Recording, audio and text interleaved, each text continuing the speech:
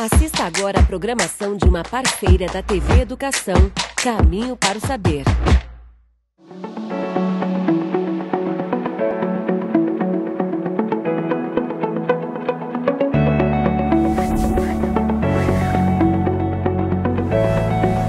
Oi pessoal, estamos de volta com mais um programa Educação em Rede, dando continuidade ao nosso especial que começou no programa anterior. A gente vai exibir hoje o segundo episódio da série Novos Caminhos. Nesse episódio a gente vai falar sobre as diferentes percepções sobre justiça, além da importância da diversidade e da solidariedade na luta por esse propósito. A gente vai ver esse episódio agora, vamos ver.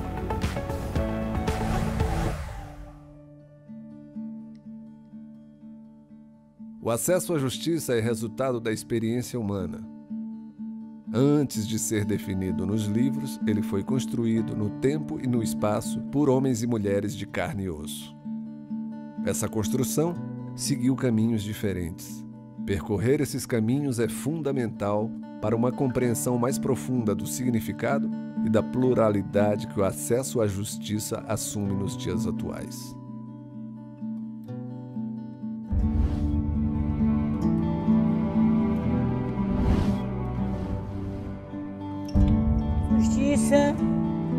Justiça, como é que eu te digo? A justiça é... Como é que se chama? Justiça é como... Esqueci o nome. Tribunal de Justiça. Quando é certo, né? Quando é errado. É isso. De fato, cada ser humano tem uma ideia do que é certo e do que é errado. Por isso mesmo, cada um de nós traz consigo uma noção do que é justiça.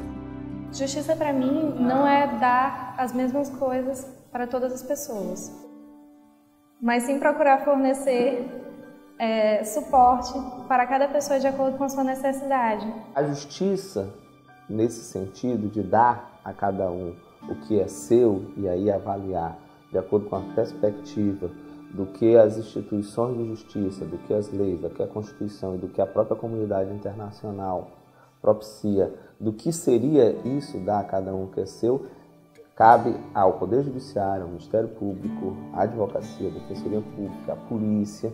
Justiça é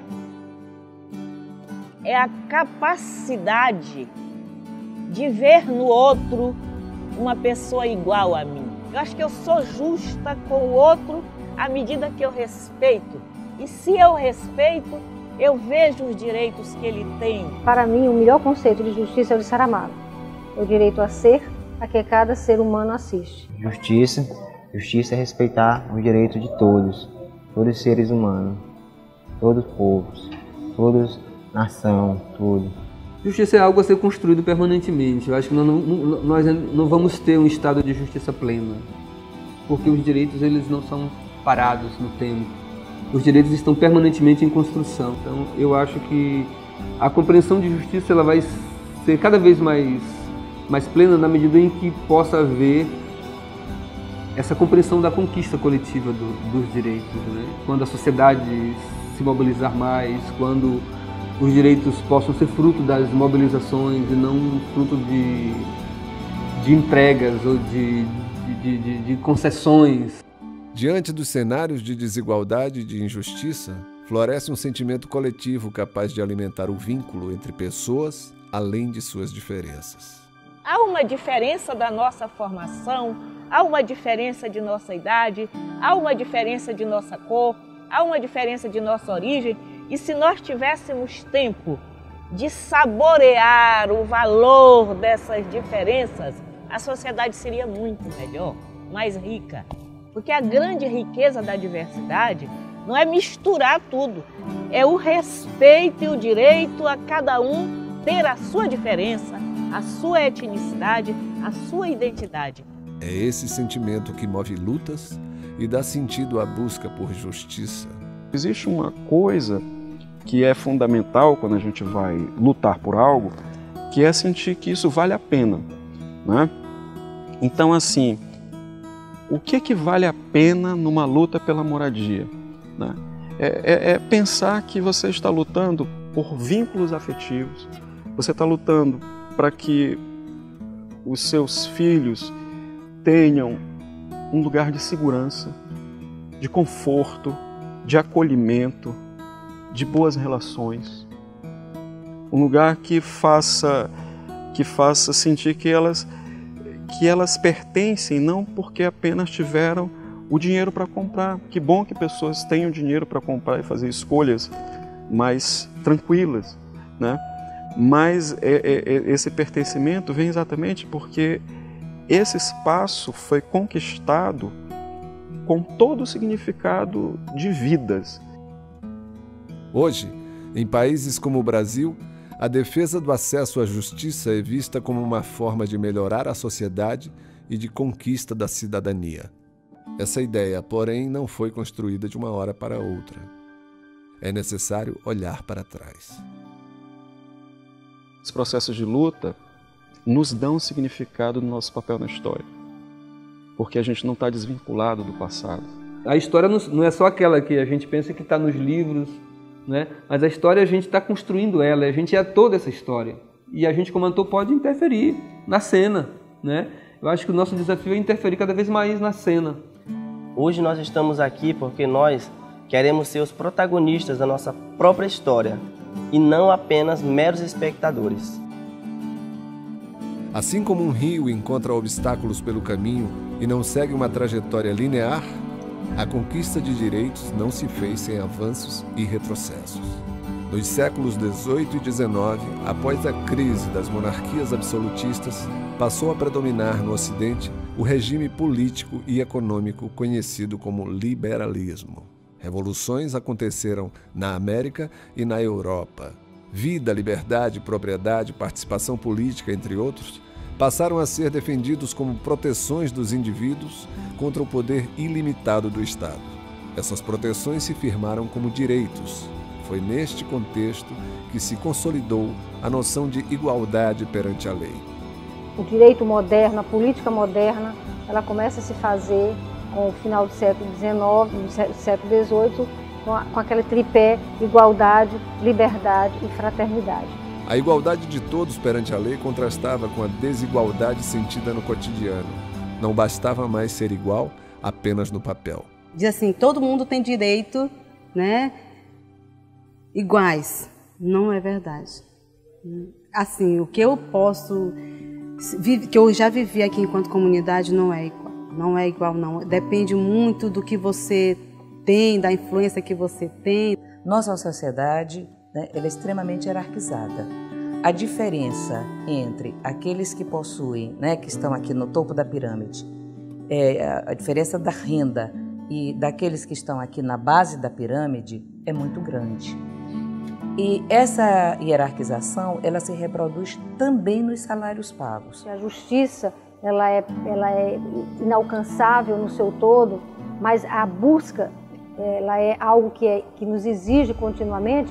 Se nós temos uma sociedade injusta, nós temos um acesso ao judiciário, no máximo garantido legalmente, ou seja, no máximo garantido formalmente. Essa desigualdade despertou a luta pela saúde, pela moradia, pela alimentação, pela educação, pelo trabalho, pela previdência social.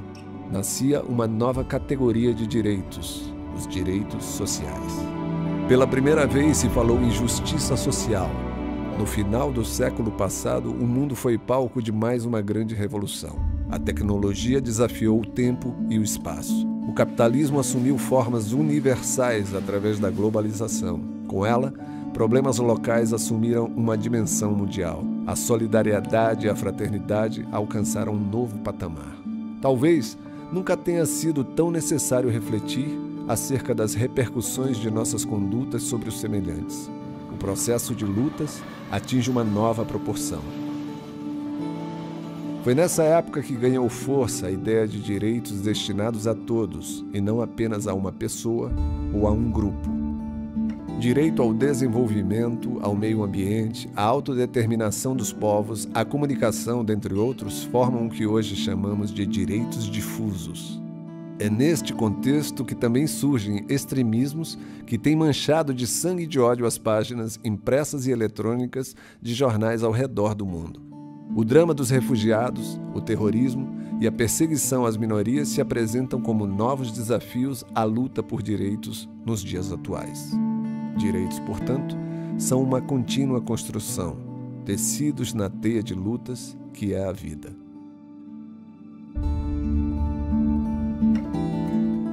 Uma das grandes dificuldades da sociedade brasileira é compreender que a diversidade que se estrutura sobre diferenças e que diferenças são riquezas.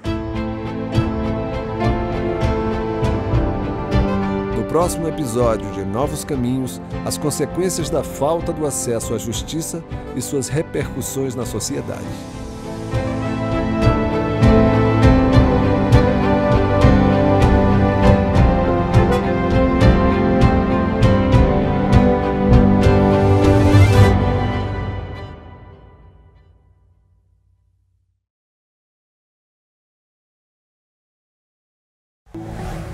É isso aí, na próxima semana a gente vai exibir o terceiro episódio da série que fala sobre como lutar pela efetivação de direitos.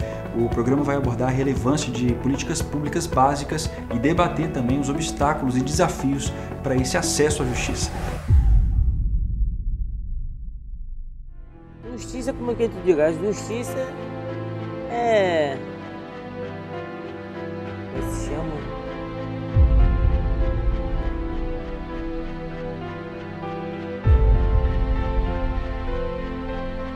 Justiça é a capacidade de ver no outro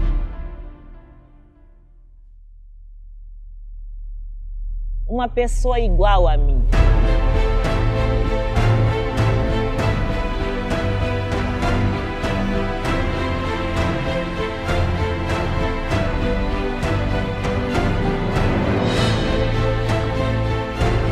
Todo mundo tem direito, né?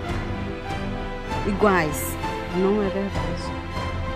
Assim, o que eu posso, que eu já vivi aqui enquanto comunidade, não é igual, não. Depende muito do que você tem, da influência que você tem.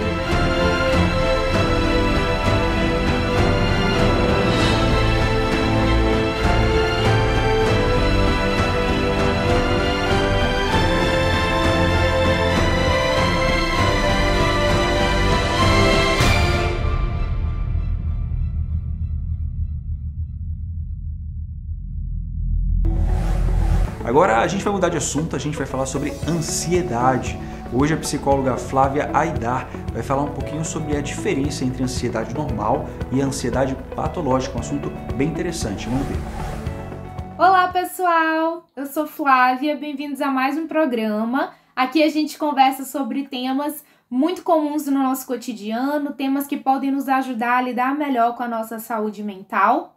E o tema que eu queria conversar com vocês hoje é sobre ansiedade. Acho que a gente nunca ouviu falar tanto sobre ansiedade como nos dias atuais. Com a pandemia, o número de pessoas que sofrem de ansiedade tem aumentado cada vez mais. Só que antes mesmo de falar dessa ansiedade que traz sofrimento, que é um problema, eu queria diferenciar com vocês quando que essa ansiedade ela pode ser considerada boa e quando que ela começa a trazer sofrimento. Então, a ansiedade, assim como qualquer outra emoção humana, ela existe porque ela tem um lugar, ela tem uma função. A gente sente tristeza, alegria, medo, raiva por um motivo. E todas essas emoções, elas são importantes de serem sentidas. Quando a gente sente ansiedade, significa que o nosso organismo ele está reagindo a uma situação que pode trazer um sinal de ameaça ou de perigo no ambiente. Mas diferente do medo, que esse estímulo, que esse objeto que traz essa sensação de medo já está presente, na ansiedade o objeto ainda não está presente. Então a gente antecipa essas reações. Por exemplo, medo de aranha. Na hora que a gente vê a aranha, a gente já começa a sentir todas aquelas reações no corpo, certo? Então a gente fica já ali num momento de autopreservação. A ansiedade seria só pensar na possibilidade de que em determinado ambiente pode aparecer a aranha. Ela ainda não está lá. mas a gente pode já começar a se preparar para caso ela esteja. Então, nesse sentido, a ansiedade ela é uma coisa boa. É ela que faz a gente estar alerta. Ela que faz também a gente levantar da cama todo dia de manhã para poder estudar, trabalhar, para poder fazer as atividades que a gente precisa fazer e para ter motivação para resolver determinados assuntos. Quando que a gente pode identificar um exemplo da ansiedade boa? Até mesmo nessa situação do vestibular que vocês estão vivendo agora. No dia do Enem, na semana do vestibular, a gente já começa a sentir um bando de coisa. Então, dor de barriga, aquela sensação de borboleta no estômago, o coração acelerado, ficar pensando bastante sobre esse dia da prova. E na hora que chega na prova, é justamente estar sentindo esse estado de alerta que não vai deixar vocês dormirem no dia da prova, por exemplo. Vai fazer vocês estarem ali presentes para resolver as questões com atenção. Bom, Flávia, então quando que essa ansiedade ela começa a se tornar ruim? No momento em que a frequência que a gente sente esses sintomas de ansiedade se tornam muito frequentes e começam a trazer várias dificuldades para a gente nas nossas relações e no nosso trabalho ou no nosso desempenho nas atividades da vida. Então, por exemplo, quando a gente identifica a ansiedade no corpo, dor de barriga, né, problemas gastrointestinais, então náuseas, vômitos, coração acelerado, aquela sensação de que o coração está apertado, angustiado, batendo rápido, tremores, sudorese, que é, por exemplo, ficar suando frio, dor de cabeça, muitas vezes, boca seca, são alguns das sensações que a gente pode ter no nosso corpo que significam que a gente está nesse pensamento ansioso. E principalmente a questão dos pensamentos, eles se tornam muito acelerados e a gente começa a antecipar situações futuras, mas de uma forma prejudicial, quando ela começa a ficar muito forte.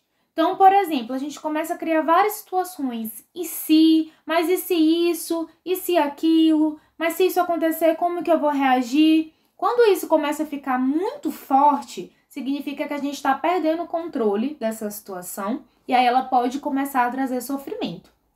Nesse sentido, quando esses pensamentos eles estão muito acelerados e começam a se tornar repetitivos e você se vê perdido no meio disso, começa a sentir essas sensações de uma forma muito forte, é um sinal que a gente precisa ficar alerta, né? Precisa ficar atento e avisar aquele colega ou amigo que a gente vê que pode estar nessa situação.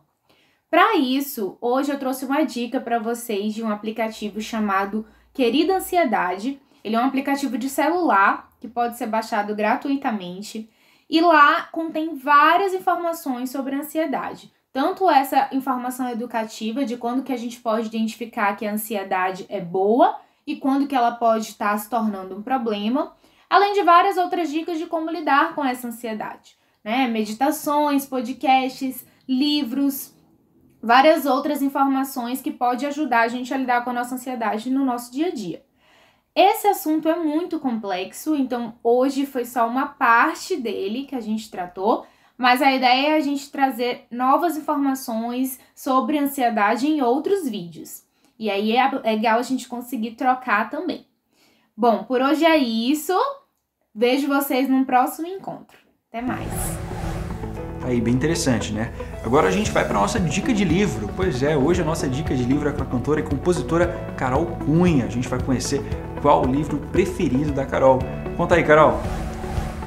Olá, eu sou Carol Cunha, cantora, compositora e professora de música daqui de São Luís do Maranhão, e eu tô hoje aqui para te dar uma dica de livro. No semblante do cotidiano, risos de marés e lágrimas de um sol posto, da escritora, jornalista e professora Wanda Cunha, no qual ela reúne crônicas satíricas, graciosas e líricas, publicados pela editora Penalux em Guaratinguetá, São Paulo. Caso você queira adquirir esse livro maravilhoso, você encontra na livraria Amei, ali no São Luís Shopping, aqui em São Luís.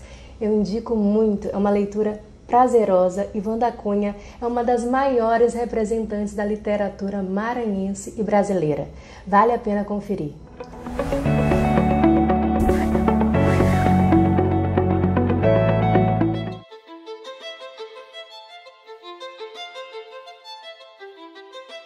tudo começa pelo primeiro degrau.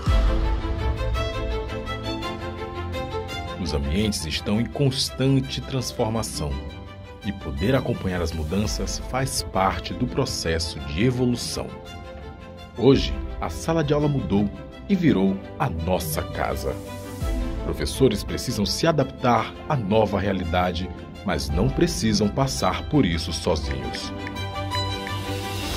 Quem quer chegar ao topo não pode apenas ficar esperando. É preciso subir degrau por degrau. Escada.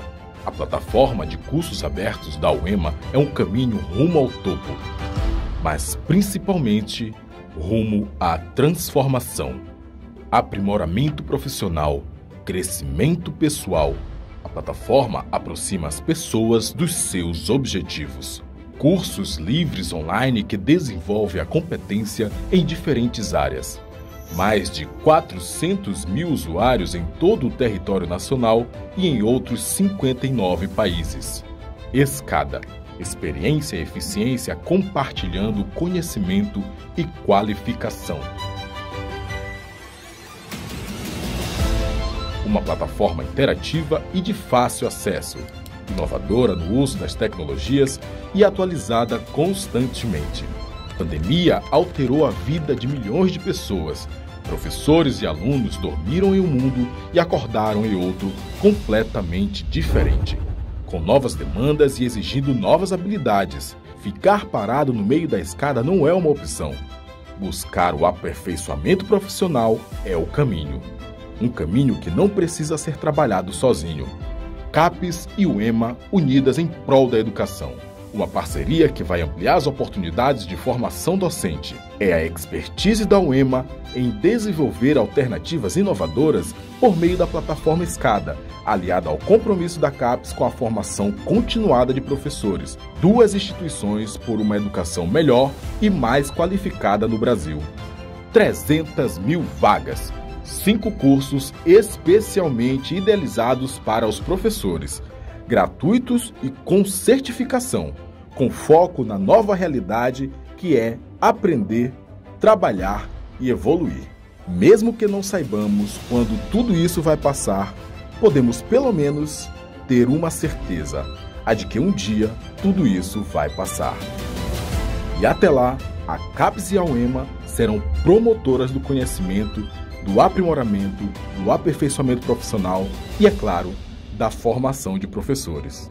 Enquanto houver esperança, sempre haverá um caminho, degrau por degrau, até o topo da escada.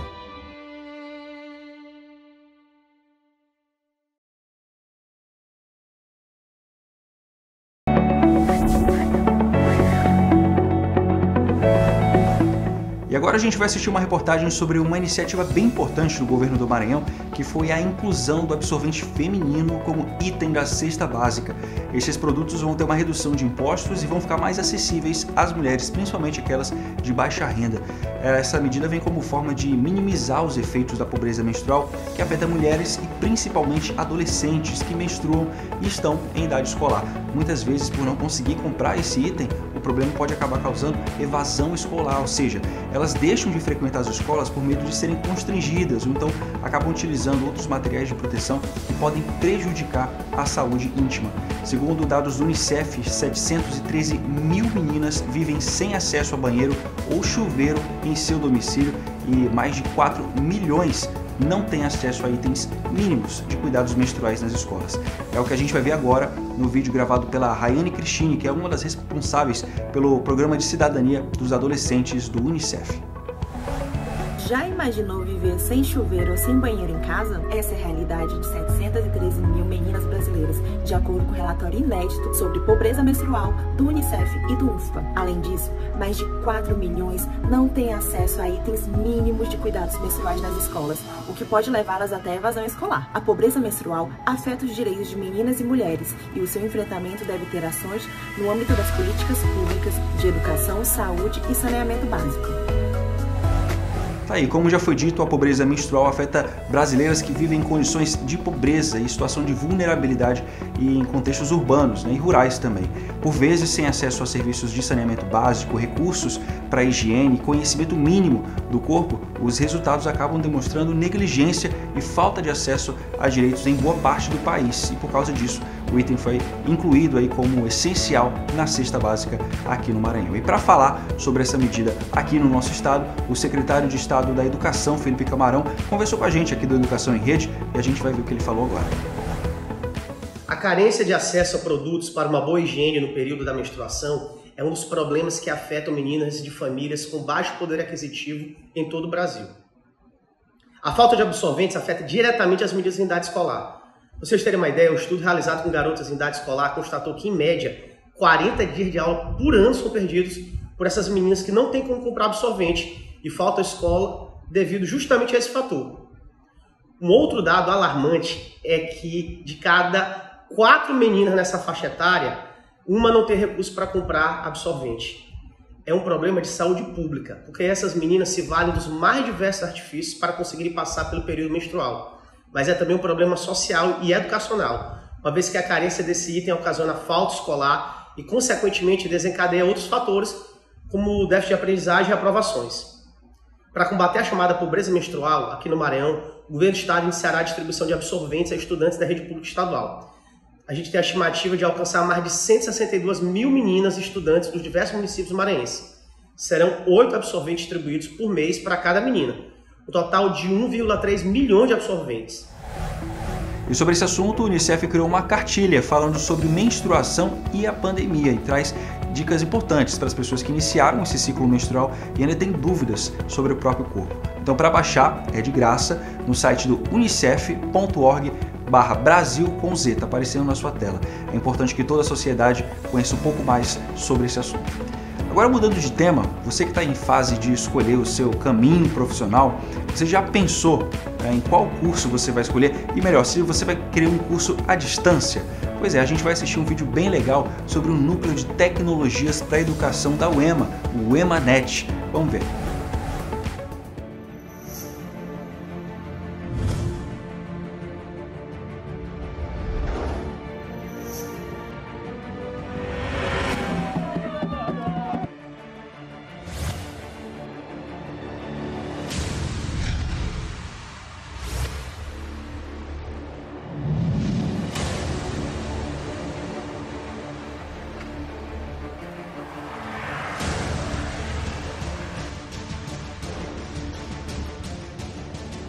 Maranhão, mais de 330 mil quilômetros de território.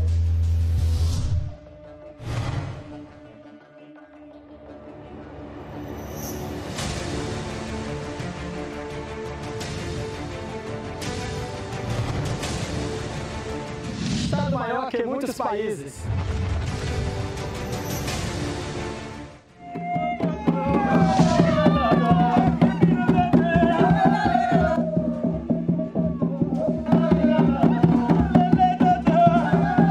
Um desafio: como levar a educação de qualidade?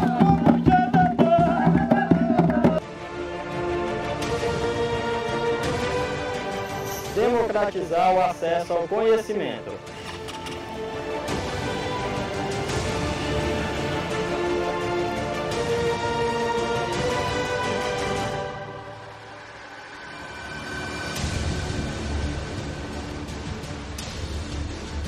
E transformar vidas.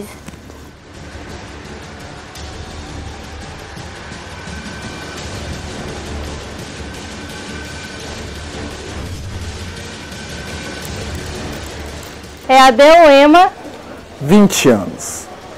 Diminuindo distâncias. E construindo história.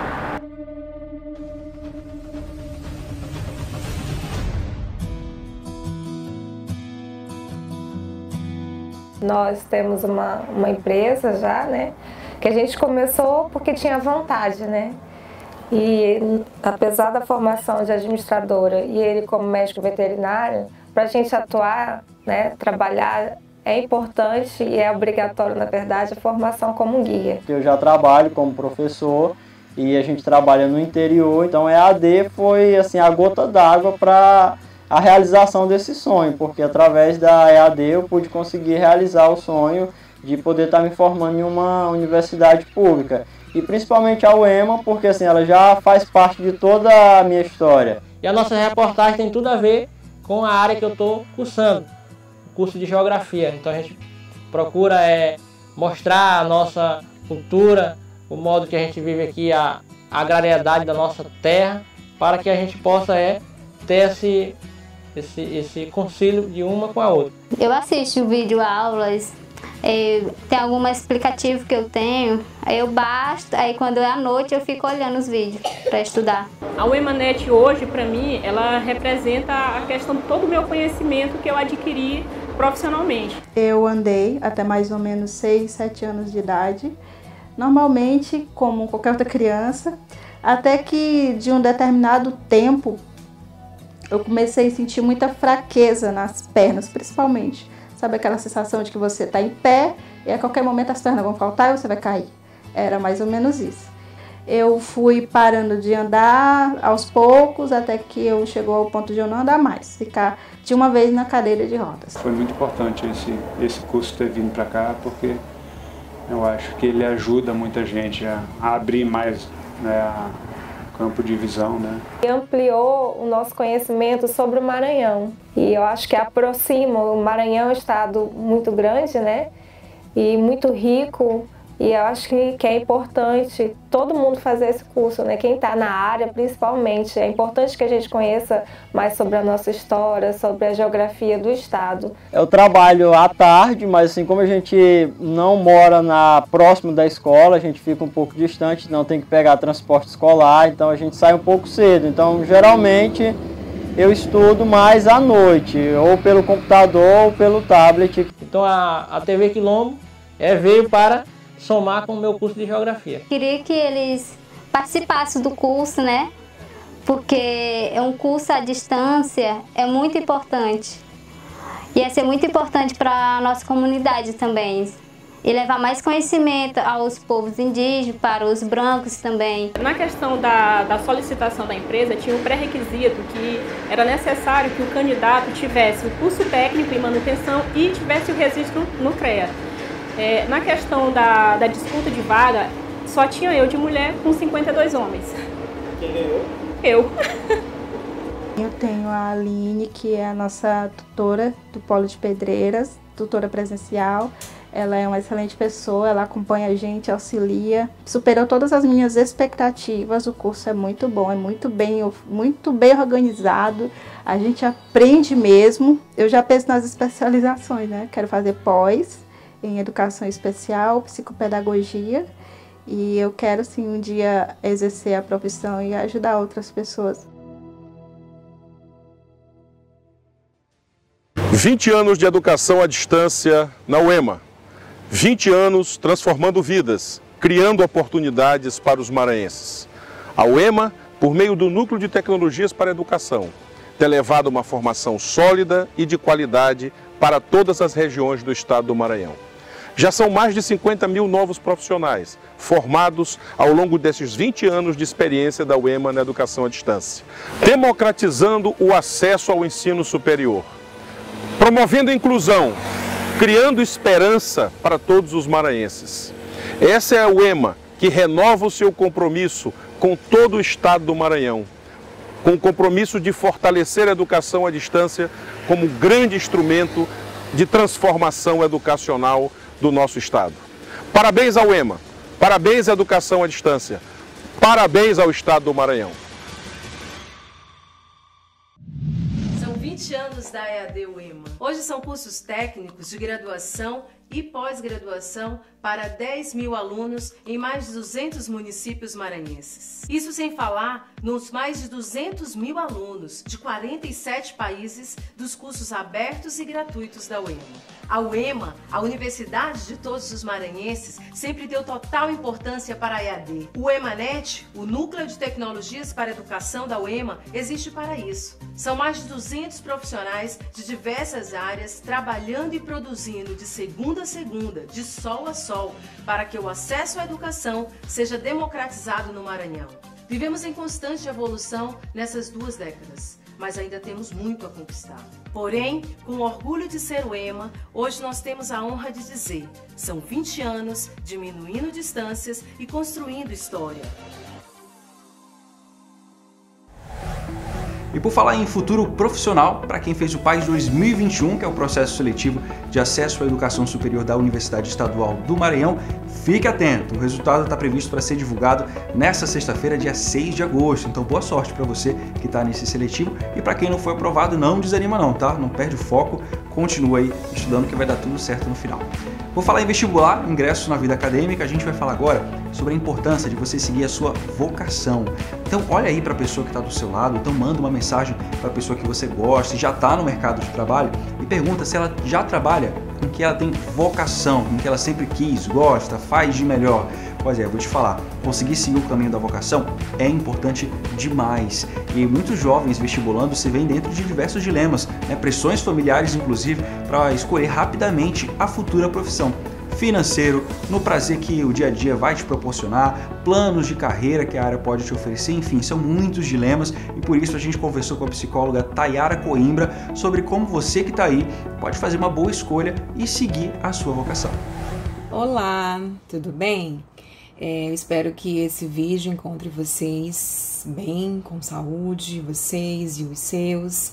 Eu me chamo Tayara Coimbra, eu sou psicóloga, eu sou orientadora profissional e eu fui convidada aqui pela instituição, né, pelo governo do estado, pela UEMA, para falar com vocês sobre alguns temas que estão assim muito presentes nesse momento que a gente está vivendo, que é o momento de escolha profissional. Então, assim, me fizeram algumas perguntas e eu vou conversar com vocês sobre essas perguntas, tá? Bom, a primeira pergunta que me foi feita é: Tayara, por que nessa fase da vida é tão difícil, né? A gente tem tanta dificuldade para decidir, para a gente poder definir quais são as afinidades profissionais. Bom, por que essa é uma fase difícil? Porque até outro dia a gente era criança. A gente tinha algum responsável que fazia as escolhas, que a gente poderia contar, alguém que dizia o que a gente ia comer, o que a gente ia fazer, o que a gente poderia escolher. E nesse momento a gente está passando por um processo de transição. E é uma transição que ela demanda que nós, agora adolescentes, façamos uma escolha, que é uma escolha que vai impactar no nosso futuro. Então, é muito difícil essa escolha. Por quê? Porque algumas vezes a gente não teve essa experiência no nosso contexto familiar. A gente não fazia escolhas. Faziam escolhas por nós. Por isso que quando a gente chega nesse momento, pra gente é muito difícil. Ah, mas todo mundo sente dificuldades? Não, tem algumas pessoas que já têm um histórico familiar, que já têm um histórico de aprendizado, de fazer escolhas, de tomar decisões, então são pessoas que já têm uma certa facilidade. Quer ver? Tem alguns colegas de vocês que já sabem quais são os cursos que eles vão fazer. Outros não. Outros podem ainda não sei do que eu gosto de tudo. Por quê? Porque é legítimo nesse momento a gente querer tudo. Ah, mas eu não aprendi a escolher, então eu gosto de todas as áreas. E é legítimo que isso aconteça.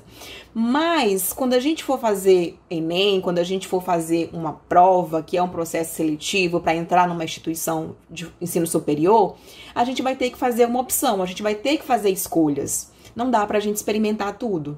E aí, isso é algo que demanda da gente se conhecer.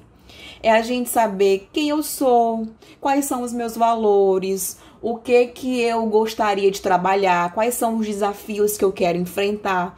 E isso, muitas das vezes, é olhar para si. E a gente está acostumado a olhar para si? Muitas das vezes a gente está preocupado, mas em que vai dar dinheiro? Ninguém dá dinheiro. Só o programa de televisão, alguns programas de televisão, pai ou a mãe. Aqui, na vida real, a gente vai ter que ir atrás dos nossos sonhos, atrás dos nossos projetos. Então, toda e qualquer área é uma área que ela pode te dar um retorno financeiro, sim. Mas você precisa ter claro se esse é um fazer, se essa é uma atuação que ela tem sentido dentro daquilo que você gostaria de realizar, tá bom? Por isso que é tão difícil. E tem que ser difícil, sim, porque a gente está nesse momento descobrindo as coisas. E se você tá com essa dificuldade, não tem nenhum problema. Assim como quem não tá com essa dificuldade, tá ok. Mas aqueles que estão com essa dificuldade, eles precisam falar sobre isso. Eles precisam buscar espaços. E por isso que foi pensado esse momento, para que a gente possa se ouvir. Ouvir as nossas angústias, ouvir que nem tudo está resolvido e nem tudo está perdido. A gente está construindo e a gente pode construir juntos. A segunda pergunta que me fizeram aqui foi, Tayara, como que os estudantes eles podem descobrir a sua vocação? E essa é uma pergunta muito importante quando a gente pensa em orientação profissional, quando a gente fala em escolha profissional. Por quê? Porque vocação eu faço parte de uma linha da psicologia, que é a análise do comportamento, e a gente não compreende vocação enquanto algo que a gente vai descobrir, algo que está dentro de um baú, que a gente vai lá e descobre, e a gente vai descobrir para que a gente tem vocação. A gente não entende dessa forma. Como que a gente entende, então, vocação? Vocação é algo que você vai construindo ao longo da tua história de vida. A gente não nasce com essa vocação. A gente, através de variáveis genéticas, de variáveis familiares e variáveis profissionais, a gente vai aprendendo o que a gente tem mais afinidade, o que eu gosto, o que eu não gosto, o que eu queria fazer, o que eu não queria fazer. Então, percebam que isso vai sendo construído na nossa história de vida. E é importante que a gente tenha, primeiro, isso claro. A vocação não vai vir alguém dizendo para você o que você vai fazer. Não, queridos. A vocação é você olhar para quais são as variáveis que estão me influenciando ao longo da minha história de vida para que você tenha total clareza de quais são essas variáveis, do que faz sentido para mim, do que eu gostaria de trabalhar, o que eu tenho afinidade, o que eu tenho habilidade, para que você possa fazer uma escolha profissional que ela respeite a sua singularidade, ou seja, aquilo que você aprendeu ao longo da tua história de vida. Quer ver? A gente pensar que existem variáveis pessoais, variáveis familiares, que elas são muito importantes. Qual é a opinião, qual é o responsável que tem uma grande influência para a sua escolha, para as suas escolhas? Ah, é o meu pai, é a minha mãe, é a minha avó, porque eu não quero decepcionar, porque eu não quero frustrar, eu não quero ser uma decepção para eles. Então, percebam que essa relação, ela tem uma certa importância para vocês e, porventura, a gente pode querer fazer algo para agradar algum deles. Mas a gente esquece que os nossos pais, os nossos responsáveis, eles, antes de qualquer coisa, eles nos amam.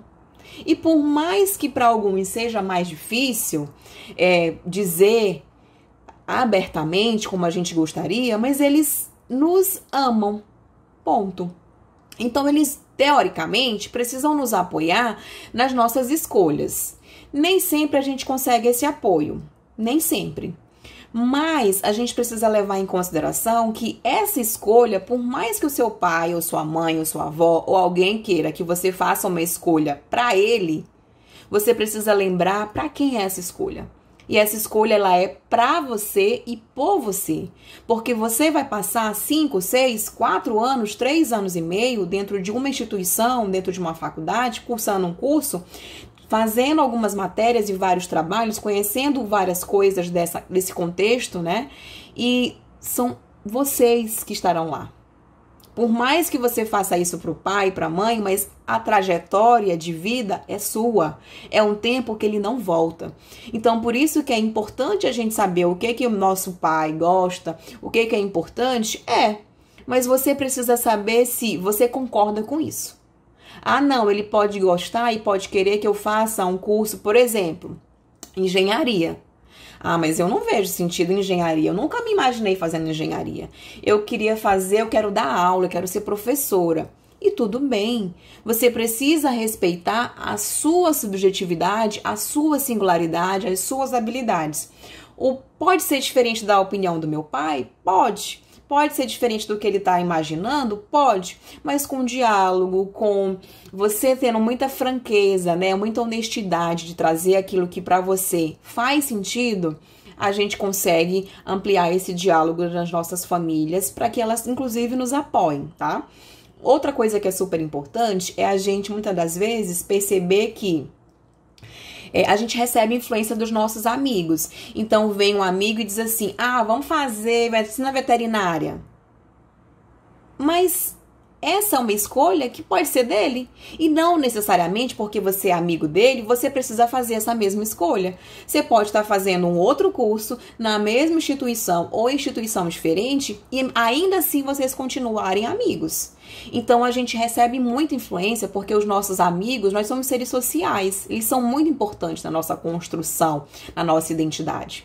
Mas a gente precisa estar muito honesto conosco, com a nossa realidade, com a nossa história, lembrando que essa escolha não é uma escolha para o fulano, não é uma escolha para minha mãe, não é uma escolha para minha amiga, é uma escolha para você.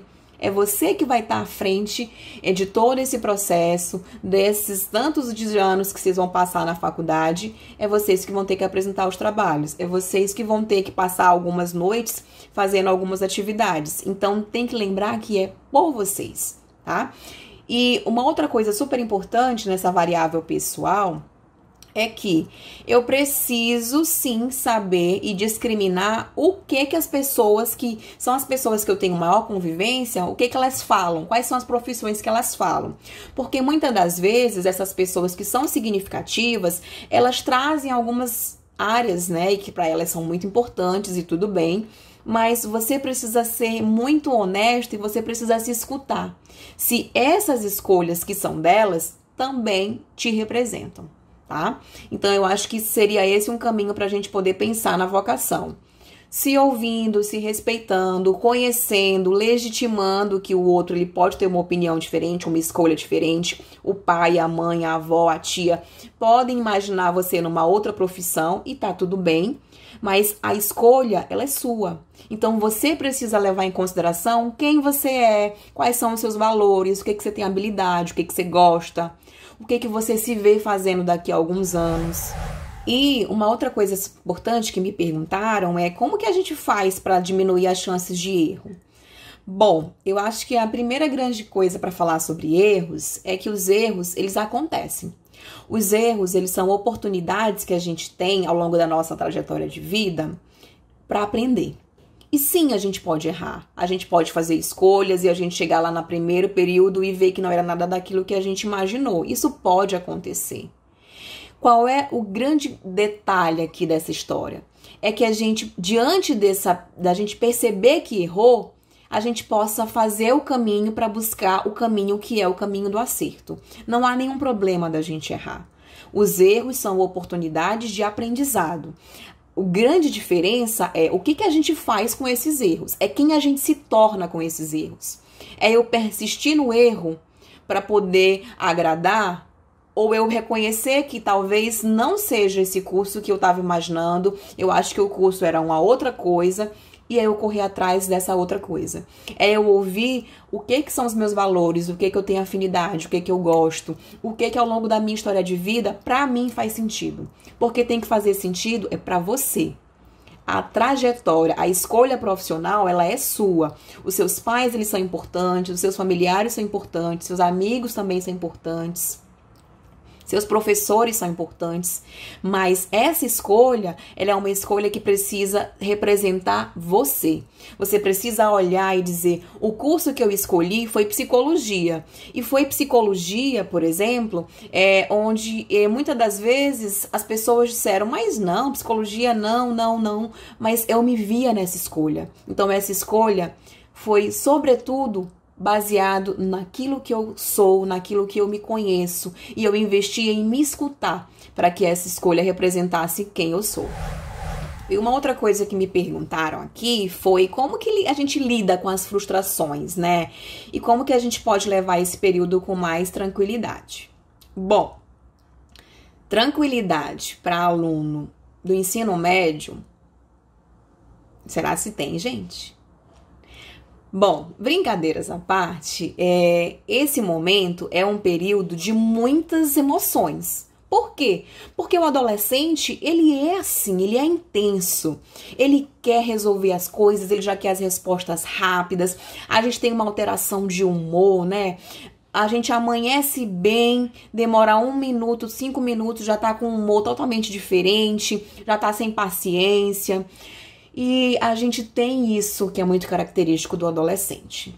E é preciso que a gente reconheça e naturalize que sim, a gente vai ter esses percalços, né? Isso faz parte do combo de ser adolescente. E sim, é muito natural que a gente tenha a gente anseie muito, seja muito ansioso por vezes pra gente já querer as coisas resolvidas.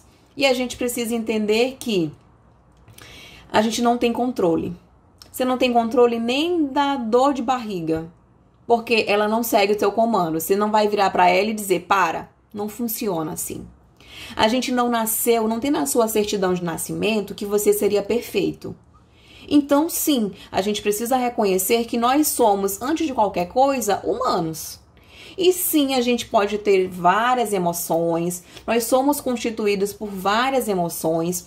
Nossos pensamentos, eles são apenas pensamentos, eles não são verdades absolutas. A gente precisa questionar os nossos pensamentos.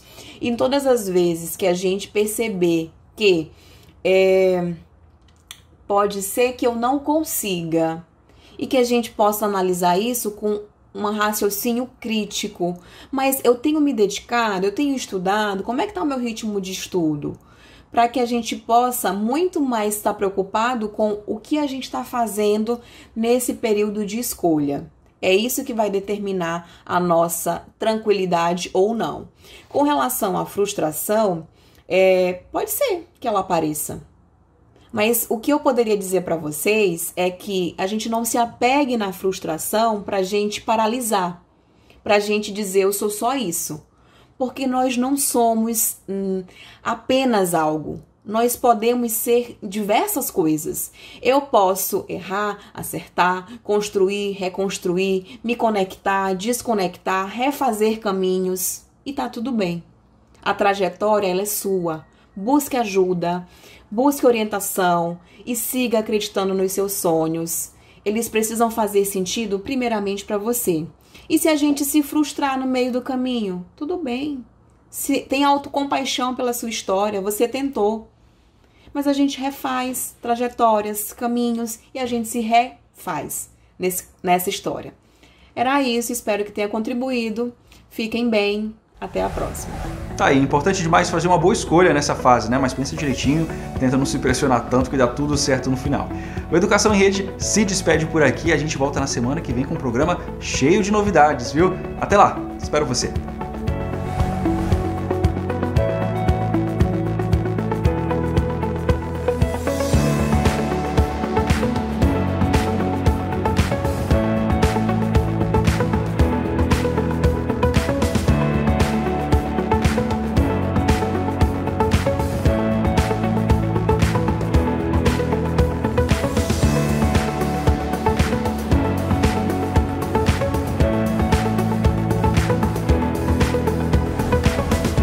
Parceira da TV Educação.